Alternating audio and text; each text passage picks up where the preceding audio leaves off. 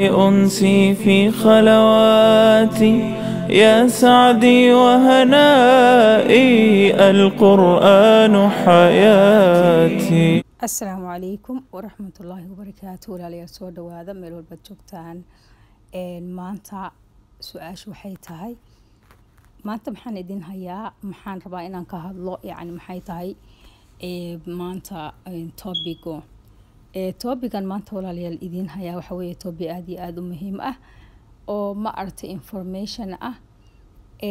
insha Allah biidnillah channelkan waxaan rabaa inaan idin ogeysiiyo walaalahayga qiimaha badan oo aniga information baa idin soo gudbiyaa maasha Allah, dhakhtar ma ihi. marka walaalahayga ma aragtay meel walba ay joogaan ayaan ugu talagalay si ay ma aragtay uga faa'iideystaan oo information kan ay ma aragtay wax ka fahmaan waxa jira iyo ma aragtay waxyaalaha xagga caafimaadka iyo ma aragtay wixii kale ku saabsan. marka walaalayaal oo maanta waxaan ka hadlaynaa waxay tahay haddii aad ma aragtay calaamadahan isku aragtid oo xagga caafimaadka ku saabsan, hays eeganin dhakhtarkaaga la xidhiidh. marka topigeena maanta taas weeye. marka walaalayaal arrimahan ma aragtay aan rabaa inaan idinla qaybsado waxaa ka mid ah haddii aad isku aragtid madax xanuun kadis ah oo kugu soo booday hal mar oo kala goys aan lahayn oo aad iyo aad xanuun midhan ah, dhakhtarkaaga la xidhiidh. hana isku eeganin because you don't know waxa ay tahay waxan madax xanuunkan intan leeg ee kugu soo booday ee ma aragtay nolosha adiga dhan kugu cusub ma garan kartid. madax xanuunku yani madax xanuunka normalka ah sidaynu ognahay waa wax qaarkeed yani dadka migraine-ka iyo madax xanuunka zaidka qaba mooyaane madax xanuun waa yimaadaa. haddii ma aragtay hurdo la'aan timaado madax xanuun waa yimaadaa. madax xanuun iska qandho iyo fever waa caadi taasi. waxaa laga hadlayaa waxaas ma aragtay normalka ee maalin walbaba qofka noloshiisa la kulma, taas kama hadlayno, waa normal, taas waa caadi weeye. laakiin waxaan ka hadlaynaa xanuun kugu soo saa'iday oo ma aragtay xoog ku qabtay oo hal mar ku qabtay. marka taas haddaa isku aragtid emergency-gaaga iyo dhakhtarkaaga la xidhiidh. tan kale waxay tahay ma aragtay adigoo hilibkiio kaa dhacaa si dhaqso ah.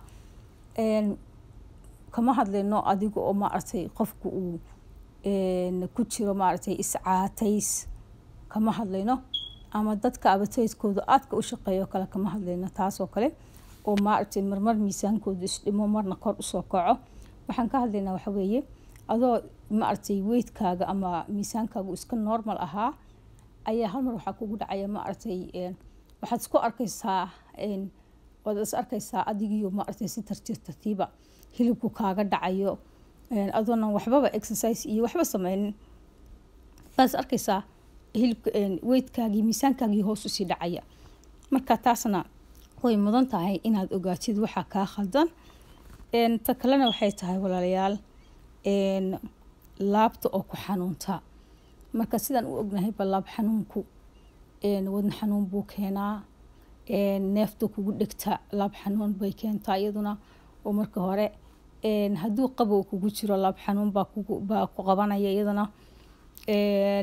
waxyaalahaasoo badan tan ugu khatarsan waxa weeye qofka oo wadnaha xanuuno.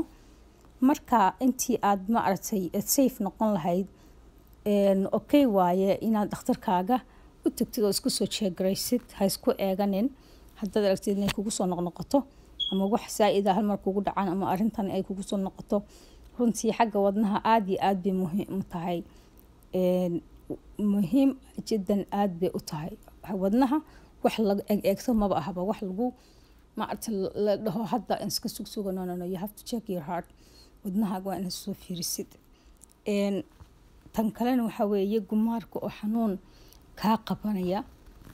kama hadlayno ma aragtay dumarka markuu xaydka ku dhaco iyo waxaas.